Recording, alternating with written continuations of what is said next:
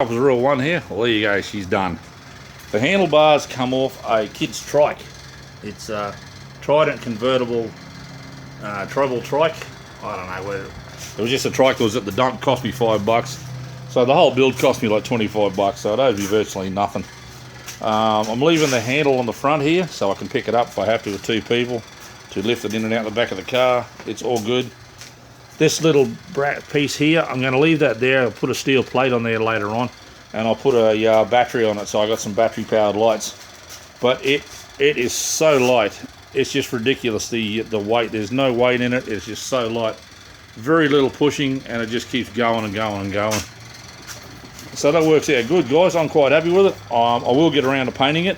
I've got to sand all that back, and I'll paint all that up. This is the rod holders here I'm going to use. I'll unscrew these off that bit of timber and I'll screw it onto the front of there because I can easily move that handle, that's not a problem. I've got a drink holder here. May use it, I may not. I'm not quite entirely sure, but the rod holder will definitely go on the front, and I might put something on the sides. I'm not entirely sure yet, but I'm going to call it done for the time being. You know what I'm like, nothing's ever really done, but I will look at some ideas. Sorry about the better background noise, guys. My fan here is making a horrible noise, but it still comes apart. The wheels still come off. It's a little bit harder to get it apart now because I had to weld this on underneath.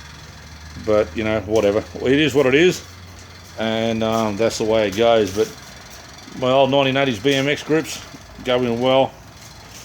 This little bit here is for the little roof that was going out. These clips onto there.